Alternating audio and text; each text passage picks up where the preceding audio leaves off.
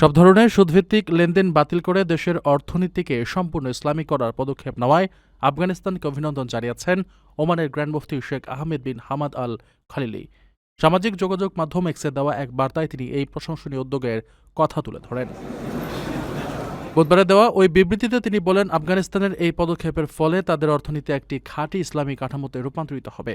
এটিকে একটি অত্যন্ত প্রশংসনীয় উদ্যোগ হিসেবে উল্লেখ করে তিনি আফগান সরকারকে সাধুবাদ জানান। একই সঙ্গে তিনি বিশ্বের অন্যান্য মুসলিম দেশ ও তাদের আর্থিক প্রতিষ্ঠানগুলোকেও এই বরকতময় পদক্ষেপ অনুসরণের উদাত্ত আহ্বান জানিয়েছেন।